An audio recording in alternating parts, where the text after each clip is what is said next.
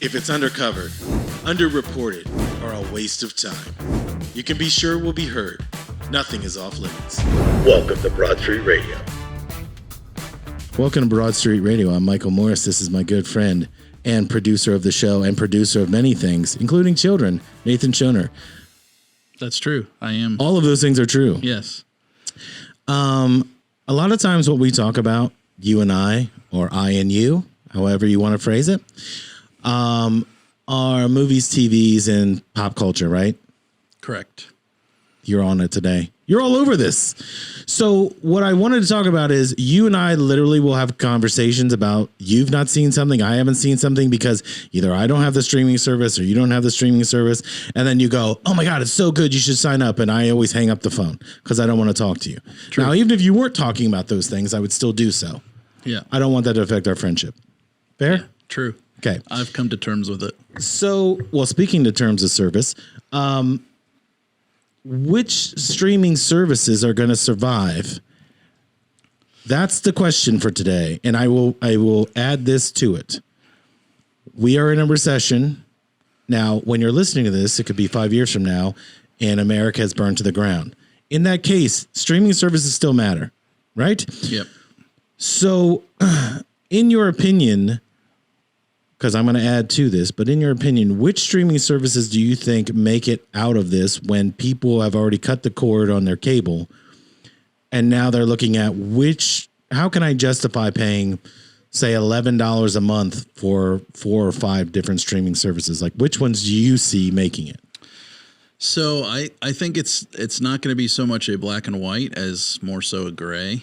And the reason why I say that, so I think your 2 top streaming services, or I guess technically 3, Netflix, Disney, and Amazon Prime. The question on who Netflix has been king of the castle, king of the mountain, whatever you want to call it, for years, and they're technically still are. Disney and Amazon are giving them a run for their money. I think Amazon probably 3. It's probably a good 3rd spot, taking home the bronze medal. But I think Disney is, in fact, giving Netflix a run for its money with everything it's doing with the MCU, expanding the Star Wars universe, adding other Disney properties like coming out this November, which I'm super stoked for, is I don't know if it's a limited series, but it's a series with the same cast from the Santa Claus movies, Tim Allen. I absolutely love those Christmas movies. He is, in fact, my Santa Claus. So I'm going to plug that out there. Even when he was on Home Improvement? Yes. Wow. You do stick to something. You see it through to the end. Hey, you know what? I think I was at that right age, but I absolutely loved the Home Improvement show. Like, I loved it. I only saw it a few times. Like, I don't know how I missed all these shows. I mean, I worked a lot when I was in high school. You've been 50 for like the last 50 years, I think. That is true, but I didn't watch a lot of I never saw the end of Friends so my daughter, Mia, loves Friends, like is obsessed with it. So I finally saw how it ended. So I avoided all those spoilers for whatever it was, 20 years or whatever. But I was working at that time, or I was going to school or whatever it was, not high school, but like college. So I didn't watch a lot of TV. So now when I see these things, I'm like, these were great shows. Like, I can't believe I missed all of this. Yeah. And then when I turn on television now, I'm like, these are terrible shows. I wish I could miss all of this. But the one that you left out that I think is funny is you didn't say HBO Max. So, yes, I was kind of coming back to that. I kind of went on a tangent. Pardon me for interrupting and adding a little flavor to what you said. Flavor, I don't know about that. You're welcome. Definitely interruptings for sure. There's quite a few people in our weekly meetings that could attest to that quite frequently. Oh, you mean those dead bodies that don't talk during the whole thing? You said it, not me. Shout out to Am Spirit. HBO Max is I think in a good like 4th seed there, maybe closing into 3 with Amazon. It doesn't have the amount of choice as Netflix and Disney has. So that's why I think it's probably maybe almost coming up past Amazon Prime, but I don't think it's quite gotten there yet. But to answer your original question, I think that most of your major streaming services aren't going to go anywhere. because they each have their own loyal fan base, and they don't need to have 200 million users, you know what I mean, to really succeed. Now they each might scale back in their original shows, or the amount of shows, or the amount of large productions that they do, depending on whatever. I think some of your low tier, like Stars or Showtime, have their own streaming services. I don't see those as big as HBO, Amazon, Netflix, or Disney Plus. But even those smaller ones, like, they have their own unique user base, and they don't have as many shows, so I don't think they're going to have as big of an overhead. So I think when you look at it, each individual, like their overhead, the amount of original stuff they're putting out, the type of stuff they're putting out, I don't think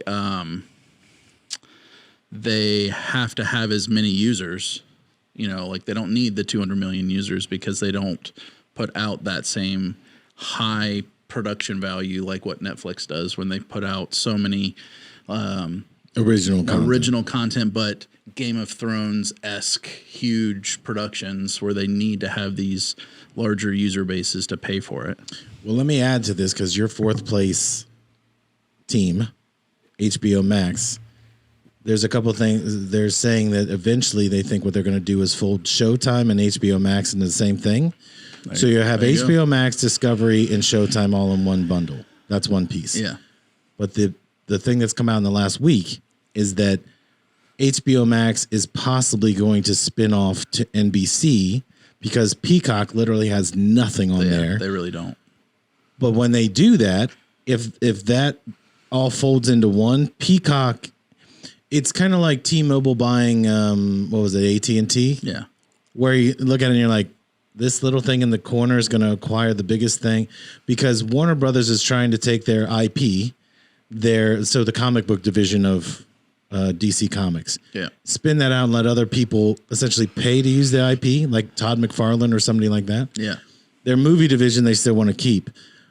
But what I see is that some of these things are going to have to fold. I don't think Disney has to fold, Netflix. Amazon is Amazon. Amazon is being funded by all the packages we need tomorrow. So you and I aren't affected by this, getting razors overnight. Yeah. But some people need to do that, and they want to, that's how they're making money. They have another source of income. Yeah. When you look at WB or Warner Brothers or Discovery or that, their whole thing is making content. Yeah. Like, there's no other revenue source other than for WB. It's the DC line of action figures or that kind of thing. But Netflix is the one that confuses me the most, because they put so much money in original content. And some of that stuff, have you ever seen The King with Chris Pine? So he's playing the dude from Braveheart, Billy Batson. What the hell is the guy's name? William Wallace. I just said that, Billy, yeah. So still we're off, though. But they have that Timothée Chalamet movie with Robert Pattinson, which is kind of the same thing. Mm-hmm. But they are taking chances and making things. Now, I don't know that people are necessarily signing up for Netflix like, oh, shit, I got to see another movie about William Wallace. But what I will say is Amazon had more people sign up in 1 week to watch the Chiefs football game for Thursday night than they had between Black Friday and Christmas at any single point. Makes sense. It does make sense. Get a big football base. But you look at that and you go, oh my God, that's huge, right? So we've got one night a week for 17 weeks.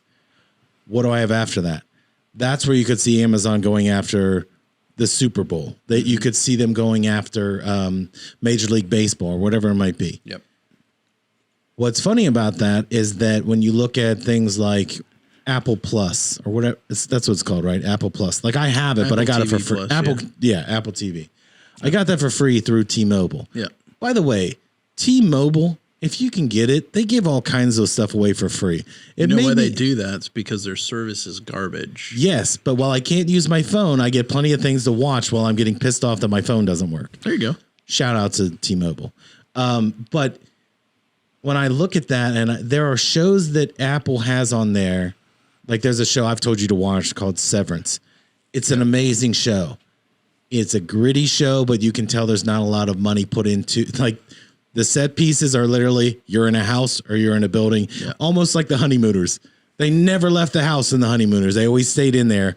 It's a cheap way to make the show with actors most of the people you've seen in commercials that are now playing big dramatic roles.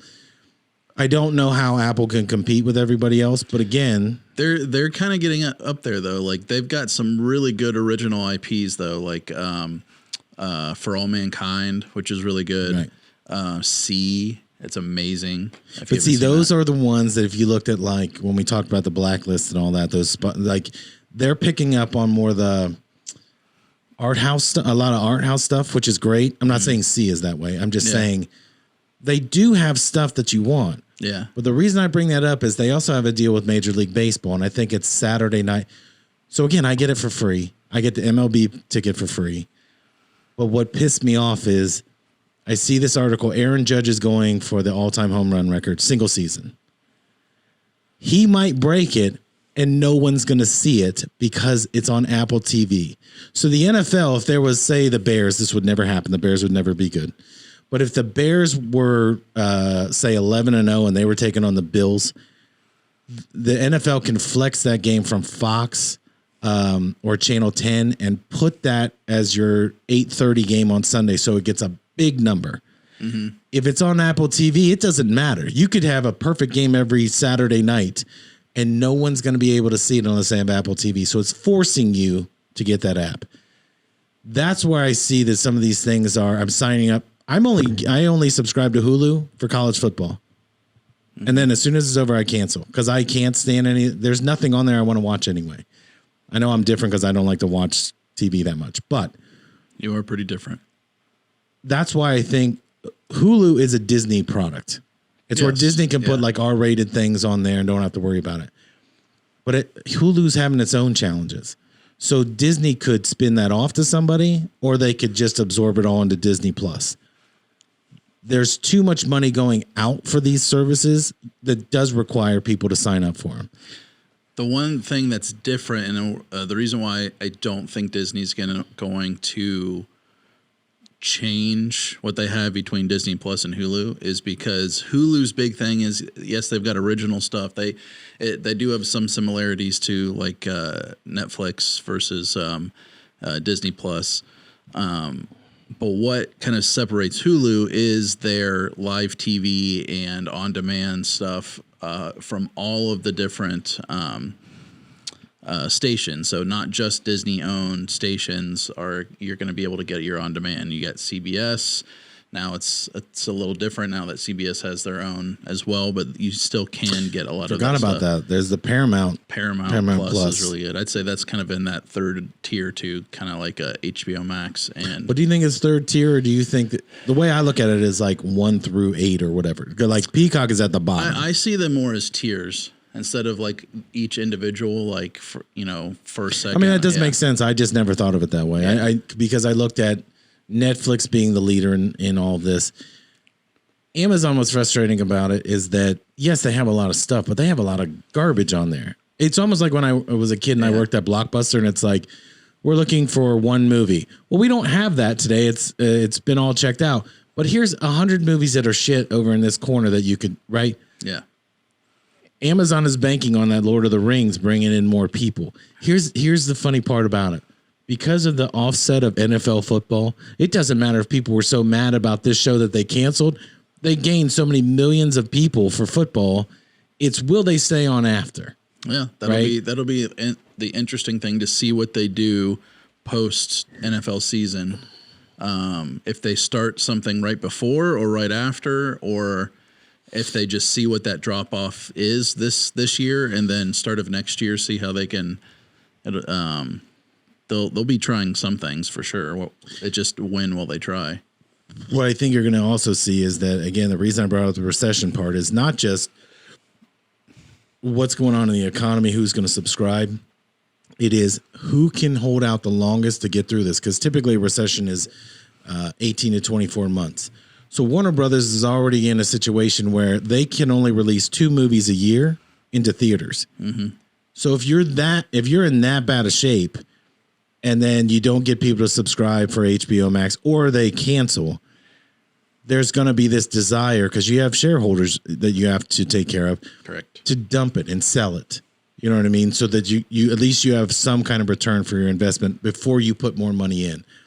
That's where I think you're going to see this divide, because, you know, I think the average movie, we go every Monday night. I think the average movie for two of us to go is about $23 to $25, just my daughter and I, without buying anything, just to get in. When things get tough, are you going to go and spend $25 to $50 at a movie theater? Mm-hmm. Or are you going to say, hey, we got Netflix at home? Exactly. That was always the deal with the streaming, is there's no reason to go out because there's always something to watch. Yeah. But that's the same excuse that cable has. But that's why you see also is that you're not seeing as many movies come out. You're seeing your big tentpole movies, which are always going to be, because that's, you know, that's what they're really made for, is the cinema experience. You're seeing, so it's if I'm like a head of a studio and I've got 5 movie or 5 scripts or whatever, this movie, it's going to take $150 million to make. It's a tentpole, it's a superhero movie or whatever. So you do that, and then you only have another $150 million budget that you can utilize. Am I going to take those other 4 and only do 1, or am I going to do all 4 lower budgets and make sure that they go onto the? But let me ask, okay, so that's my. You don't have to have as big a return. It's like, okay, this is going to be made strictly for HBO Max. So the perfect example of that would have been Zack Snyder's Justice League, that supposedly never existed. You had people in the business saying that movie never existed. There is no Snyder cut, all that. And then boom, it comes out. Here's what it pisses me off. And I said this last week about a guy named John Campea, who is in the pocket. He's a shill for these companies, especially for Disney and Marvel. He can say nothing bad about those movies. DC, he hates all of it.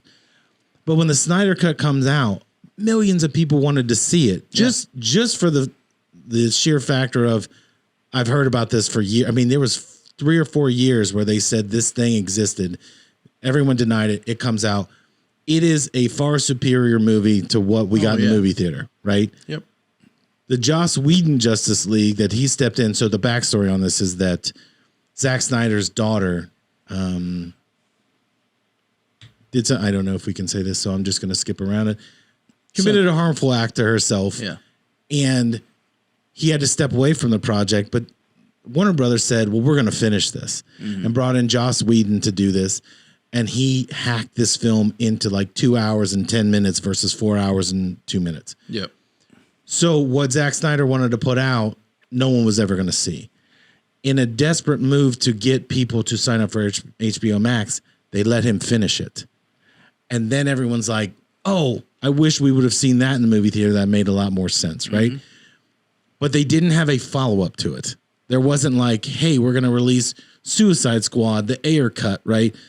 So then all you had was all the stuff that's on HBO. So if you don't care about Sopranos, if you don't care about, I don't know, Succession on yeah, I think that's on there.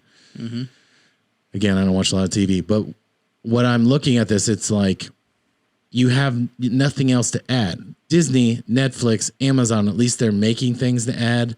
HBO Max is waiting till it's gone through the theater, gone through the rental process, and now it's coming on. They do have some yes things. and no. So here, and I signed up for HBO Max strictly to watch the Snyder Cut. So that they got me for that. I stayed because of that year. What was it? 2020. They were releasing all their movies strictly on HBO Max. So I signed up to watch the Snyder Cut.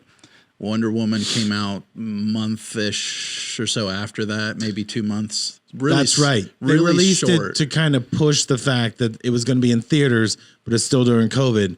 Yeah. So you could still see it at home, I think, so after a week or two. Was it day one? Every single movie of 2020 was day and date. So which means that the day that it goes to a theater, they're going to release it on HBO Max so you can watch it. So that's why I stayed, was because I was able to watch Wonder Woman. I was able to watch what came out after Dune, and there was a couple others that I was interested in seeing. But so you're adding in let me. I don't. No one wants to hear you finish. Yes, go ahead and finish. Yes, they do. They're tired of hearing you. Now, so they got me there to be able to watch those, but then they have original HBO Max shows that I got into. So that's kind of what hooked me to stay. So I do, because I don't have HBO on, like, you know, the cable. normal cable stuff. So I was able to go through and watch Succession. And then there's a few other shows I don't remember off the top of my head. But their libraries on DC. So I was able to watch Titans, and then the new Titans series or season, which was HBO Max only. Right. So it's like that's where they kind of got me in there, and then now I'm able to go through and watch like the DC animated stuff, like catch up on stuff that I haven't watched since what was it, Young Justice 2011, somewhere around there. The animated movies, that only went straight to Blu-ray. I didn't buy, I wasn't going to buy every single one at $20 a pop. Able to see a lot of those. But let me add to that. Go right ahead. Here's why this is important. Go ahead and poo-poo on it. No. I'm Mr. Poo-poo. I want people to understand this. There's still physical media that is never going to go away. And the reason I tell people to do this is that you don't own. So just because something's on streaming, if they decide to take it down, correct, you'll never find it anywhere else. Correct. It gets vaulted. So when Disney got all the Aliens franchise and and these other R-rated science fiction movies, unless they decide to release it, there's nowhere else to watch it. Yes. Or unless somebody's willing to pay for it, right?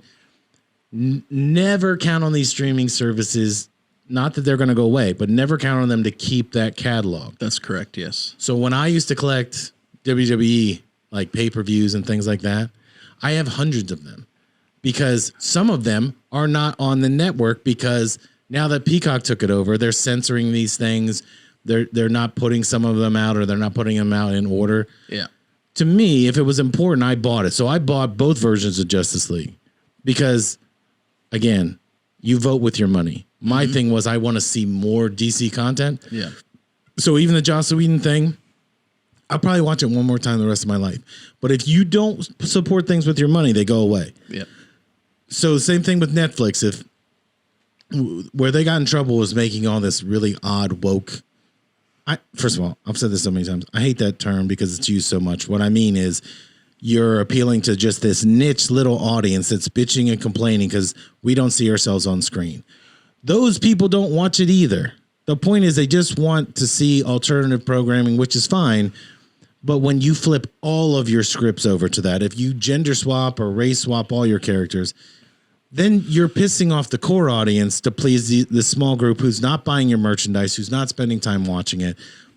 And that's the problem that these services had is for 4 or 5 years, they flipped everything around. And now when it's nut cutting time and they got to make money, they've ruined these properties. So people were going to cancel HBO Max if they didn't make a Justice League 2. Now, they haven't done that yet. Yeah. But that's what I see is that you control things with your dollar. So for Disney Plus, I always get it all backwards. Disney Plus, when there's people canceling their subscription because The Little Mermaid is going to be black now. Let's cancel it because the movie's going to be shite. Like the other. Did you ever see any of the other live action? The only one that's really good is Cinderella. Cinderella was good. That's good. I did not dislike Beauty and the Beast. I didn't even watch it, but I liked it. I normally would watch it with Mia, and she saw it and she's like, her thing was not the story; it was the way that it was the animation, it was the graphics of it that she didn't like. Oh yeah. But Mulan, nobody could say they like Mulan. Mulan was Shang-Chi with. You know what? I don't know if I've saw Mulan. That's my point. Is that people skip that shit, so they blame the pandemic on it, and that's not the case. When you make I did see it. I did see it. It was okay. It wasn't bad. But would you sign up for Disney Plus? Not just for that, but I mean that you're not signing up for it to watch one thing. I am. Well, that's you. I only sign up to watch one thing, and that's She-Hulk. I have one more thing to say. That'll be it for this week at Broad Street Radio. blew it. We will see blew you it the next entire week. time. You blew it. Shut your mouth.